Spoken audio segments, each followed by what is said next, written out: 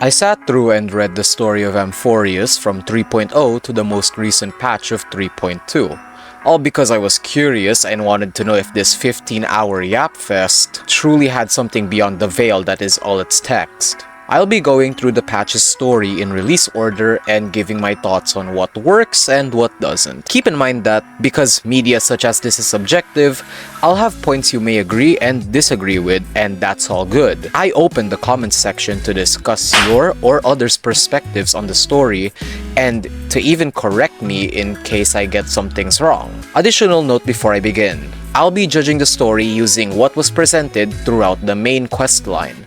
I will not be taking side quests or even character media that isn't in the main questline into account when I lay out my opinions. With that out of the way, I won't waste any more time. Me back to the holy city.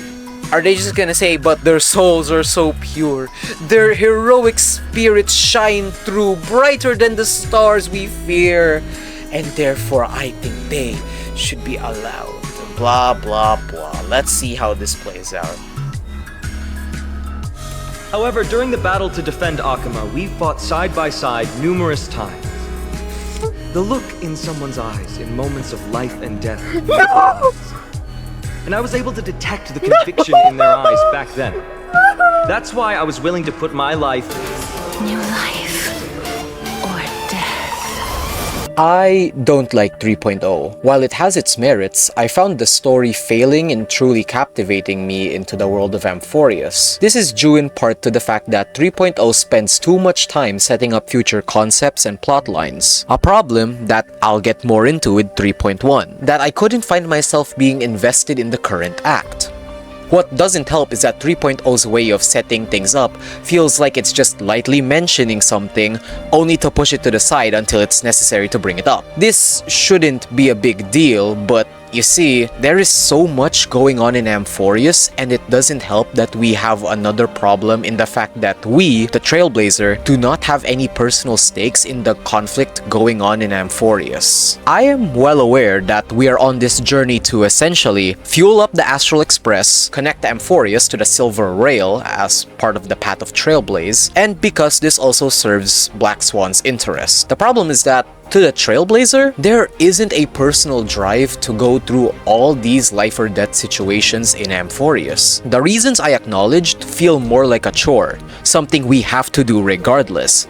And that doesn't help when we have to go through 7 hours worth of story without a skip button in sight. We know March 7th is currently undergoing the effects of a condition that prohibits her from traveling with us.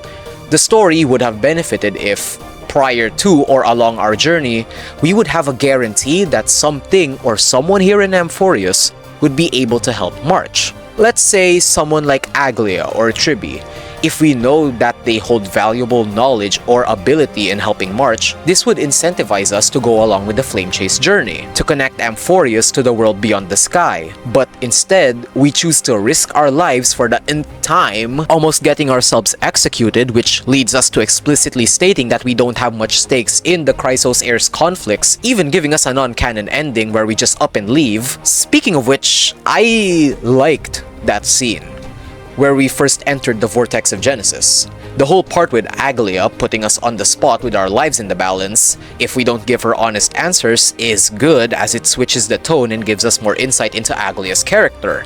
This demigod who's been losing her humanity over the course of her long life, who operates the city of Akama, wanting its citizens to live in ignorant bliss as to not draw the wrath of the Sky Titan Aquila. And this tying into her golden seamstress thing by having this seamless life for the Akaman citizens is a wonderful premise for a character journey where she either tries and struggles to maintain her humanity or actively succumbs to losing it as a means to effectively lead the Chrysos Heirs, or mixing both of that. The problem is that doesn't exist. Just like the other limited character in patch 3.0, she is given very little. I don't necessarily need a character arc for her, but I'd like to see more of her and her struggles. I thought we were going to get this when we got switched to her POV, only to be disappointed. I just couldn't see the Agalea that Castorice alludes to.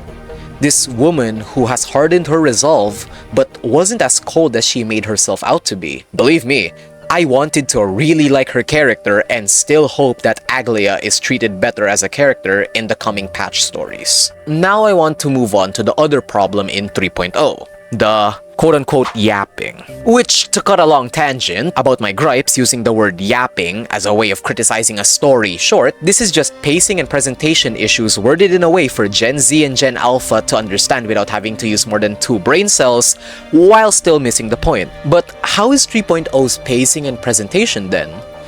Admittedly not good. Most obvious example of the story's pacing issues here is when Mydei has to hold off Nikador. Phainon explains that by doing so, Mydei is dying and coming back only to die again multiple times, and as such, we need to hurry in finding the source of Nikador's immortal body. Now, glossing over the fact that we weren't made invested into Mydei's character enough at this point for this moment to truly leave an impact, there is barely any sense of urgency as we go back to Akama, go to Orynyx, after completing time wasters concealed under the guise of puzzles, go through the Trailblazer's past, which is undeniably a good part of the story, paced poorly, then finally meet Mem, the character we first see when we drop to Amphoreus, now properly introduced along with our new path in the final quarter of the patch's story. Considering how slow the story was up to the point where we confront Nikador, this was a good moment to ramp the pace up. And I know that we can't just cut out stuff like gathering memories with Mem in order to time travel, as that is how we find out about Nikador's weakness, but the issue is, it's not about cutting it out. It's about handling the sequence of events better. Now, as for the presentation, I'm about to probably say what is a hot take. The black screen issue was over-exaggerated. Damion is left. But there is a valid discussion here. Hoyo makes a lot of money, and the sun is bright. You'd think that they can invest in actually animating some of the stuff they just place a black screen over, or even better, fix how off the facial expressions are in certain parts of the story. It's tiring having to deal with the typical Hoyo presentation of character models switching between poses and facial expressions, as if it's something you can't do with the camera feature. This, along with the long runtime and lots of text, really make me wish that some scenes were just told with still art of the characters instead of their 3D models. 3.0 contains the bulk of my issues with the current story, so good news is it's all uphill from here. So I'll go over the good in 3.0.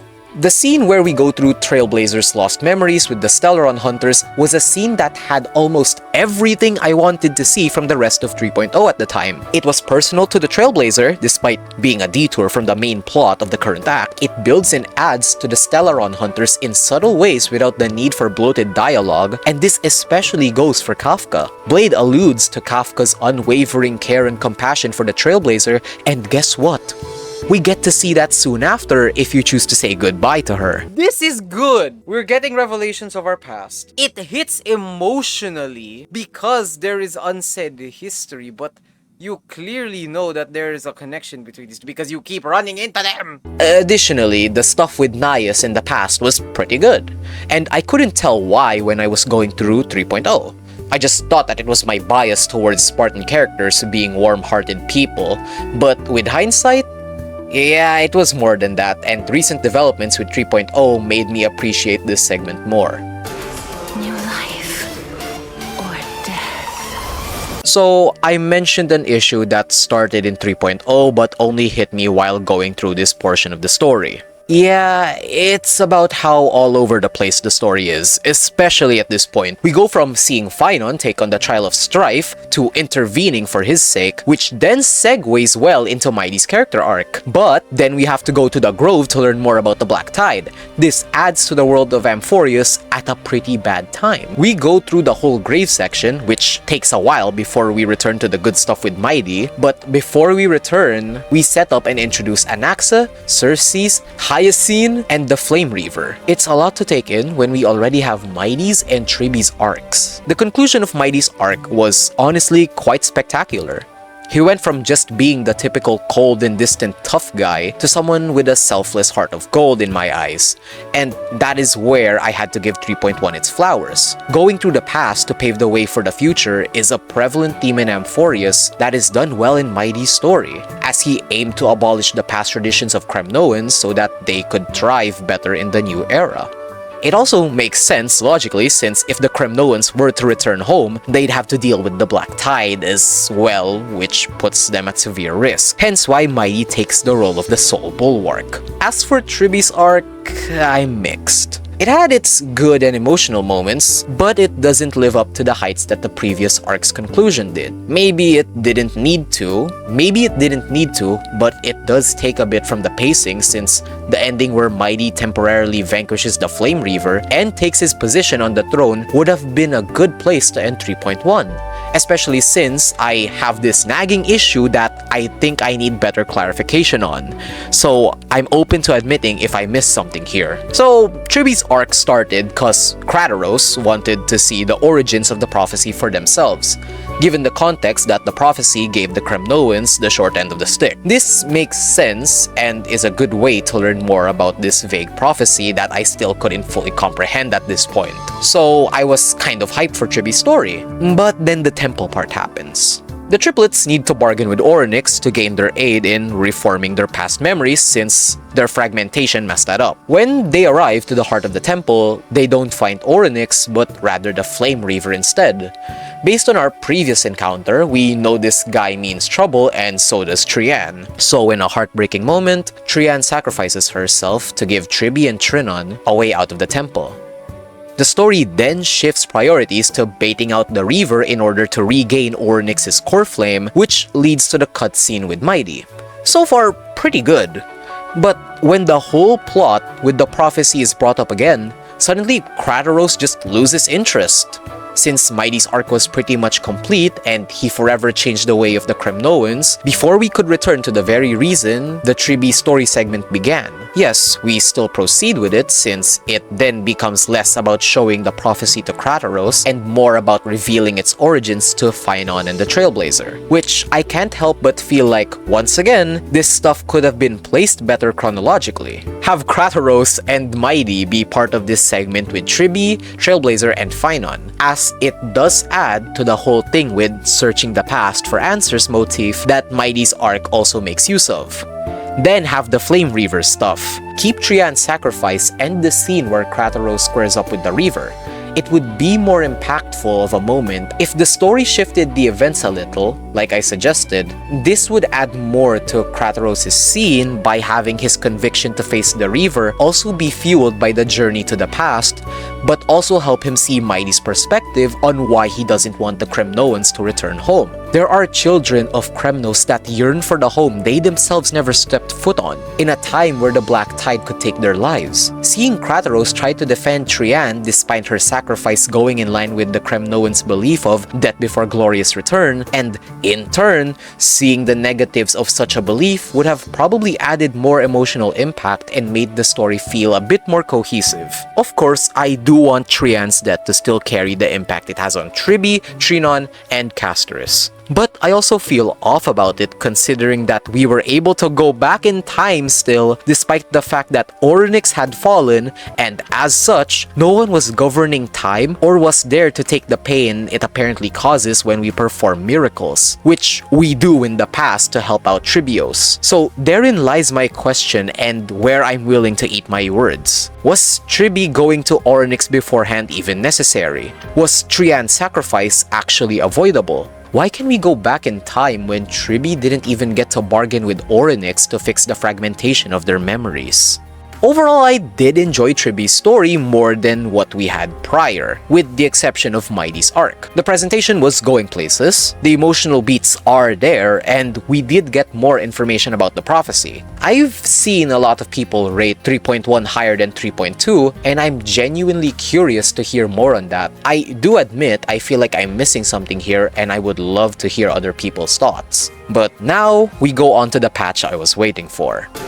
New life or death. After 3.1, I did feel quite satisfied, but I still had the thought that what happens next in 3.2 ought to be the make or break part for me. We've had so much setup in the previous patches, surely a lot of what was set up will be brought into fruition, right? I'll start off immediately with the one issue that I have with 3.2's story, Danheng and Hyacinth. Prior to their trip to the Grove, it was established that Trailblazer and the Naxa have only 15 entry hours before they meet their end. Oh yeah, Trailblazer was dying during this part, which comes out of left field, and I don't know why Danheng simply brushes off the fact we were excessively bleeding just because we were energetic and chasing a pink rabbit after we woke up. Sure, it could be concern, but this is some Chris Redfield type shit, Danheng. I expected better. Back to the main point. During their time at the Grove, they find out about Anax's biggest blasphemous plan, which he puts into motion at the same time they find out. So, logically, it would be best to inform Agalea soon after. But no, we don't hear from these two again. Did the 100-eyed bird abduct them? I don't know. Literal days pass by and Danheng still isn't around. Your companion has lost their future and is nearing death's door. You'd think he'd pick up the pace a little. Now for what I believe to be the highlight of this patch's story, Castorice. I'm not saying this lightly or even for memes. I went into this world story feeling natural, hell, even biased against Castorice since Hoyo can't help but spam her everywhere. We get it, Hoyo. She is 3.X's princess, but all that aside, I like the direction they took with her, and I want to emphasize how personal my statement is because I have a soft spot for characters who have close ties with death and due to circumstances out of their control have been forced into isolation only to, over time, learn what it means to truly live despite the horrible card they've been dealt in life. It's very specific and I won't bore you with the details as to why this type of character resonates heavy with me. She's basically the glue of this patch's story, a core reason why I felt the story was more cohesive than in the previous patches. Her, Anaxa, Circe's, Naias, Polixia, Trailblazer, and maybe even Agalea tie into the main conflict and theme in the story. If we could remove the concept of death entirely, why don't we? And how death equals life in Amphoreus. I'll give Hoyo props in how Rice Cooker's story arc basically ties back to one of her earlier moments in the patch's story with Agalea. How something like an exam could act as a catalyst for Castorice to do other things. Take the exam as symbolism for death. Castorice already understood what it meant to live, she just had to finally learn to accept death's role in it. Her role in it. As for Anaxa, he's definitely the showstopper of this part. All the setup for his character worked as he concluded his story doing something only someone known as a blasphemer would. He's unapologetic and truly just goes his own way, and yet he brings the rest of Amphoreus along with him. Watching him bicker with Circe's is nice, but seeing him turn everything on its head and taking down the heads of the council along with him makes it feel satisfying to invest your interest in him and watch it pay off. One more thing I liked about 3.2 is the part where Phainon addresses the Citizens' Assembly. It feels like the next step in his character journey, and since we know he's the actual main character here, it's good to finally see some progress with him. In the moment where it matters most, he speaks his thoughts almost as unapologetically as his teacher. He finally speaks on about the past that haunts him, and his voice actor did a good job in capturing the right emotions for the guy in this moment. So, remember when I said I only had one issue with 3.2? Well, that was a lie. I hate the Council of Elders. I don't mean this in a they're the bad guys so I hate them kind of way. I hate how we spent the previous patches giving as much time as we did to the council, building up this faction when we already had how many factions at play, which didn't help with Amphoreus' issue of having too many cooks in the kitchen. But on top of my disappointment, this council isn't even a council. It's just the newly introduced Lygus fellow, who at least looks to be important, and then Kainis. This devious schemer who was introduced back in 3.0 was very little more than just an idiot tricked by Anaxa. Hell, I found myself liking Castorice's adopted mother more and I can't even remember her name. Another case of Hoyo telling rather than showing. If you bothered to read through the given essays, especially the one about the Citizens' Assembly and the Council, it was weird how they only gave details on Cainus and Ligus. You'd expect the Council to be more in terms of quantity. People from each corner of Amphoreus weighing in their thoughts and opinions in regards to the Flame Chase and Erachrisia, and we only focus on these two? I don't need a deep political subplot, but for the faction that has supposedly been conspiring to suspend the Flame Chase and remove the Chrysos heir's hold and influence over Akuma, they just come and go, making way for the newly introduced Ligus to be relevant by knowing a dark hidden truth about Amphoreus. Fortunately, Cipher was at least introduced and has been set up rather interestingly. God damn! Holy no! We're immediately given more on her character during her conversation with Agalea. Despite being a demigod, she actively avoids her duties even in a time where the journey is going to reach its completion. I'm still trying to wrap my head around how her character ties into 3.2's whole death and life theme, cause I know there's something there. Her reluctance to accept her responsibility being a mirror of Castorice. I hope the next patch will deliver on Cipher's character cause she's done pretty well here.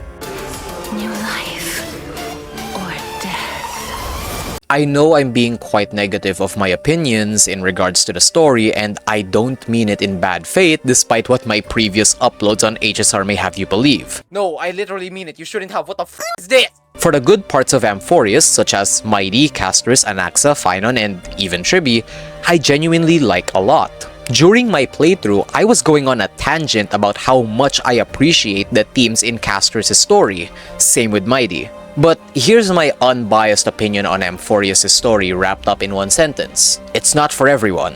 I have the willingness and dedication to sit through 3.0 to 3.2, and my experience wasn't that bad. But I can easily see someone who finds it difficult to sit through the slow pace of 3.0 and early quarter of 3.1 to just give up on the story entirely. It really takes a while for the story to ramp up. Why is Amphoreus so much to handle? Taking the overall game story into account, Amphoreus' vibe differentiates from previous stories in HSR since that's the point. Amphoreus is a closed-off world that is only now being uncovered, while the rest of the galaxy such as Penacony, the Xianzhou, and others grew and developed alongside other parts of the universe, Amphoreus didn't. And it's due to this that I can guess the writers got too passionate with the freedom they had for this world. Yes, they had to connect it to everything else eventually, but the lore, world, and timeline of Amphoreus was free to go buck wild on, and it's possible that in their passion to build this world, they lost sight of pacing, presentation, and the exuberant amount of text that they were already putting. I'm no professional writer, but I've seen it happen in my life and in media time and time again. When a group of writers get too passionate about what they're making, especially if given too much freedom, that they just add more than they can chew. Yes, the text and runtime could be cut and I can't really defend it, especially for the early parts of the story.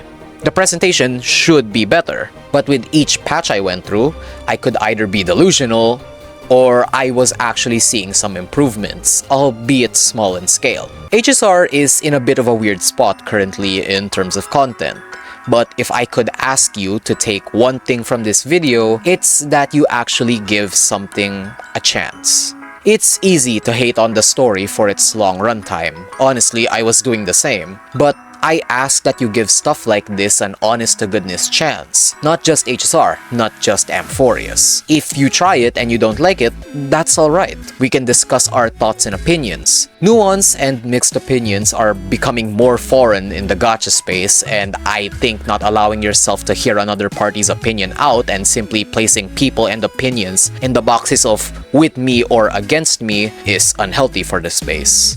But fuck it, what do I know? I'm just a little guy, and this little guy would appreciate it if you like, comment, and subscribe as it helps out my channel a lot. That's gonna be all from me. Have a great week, and see you all next time.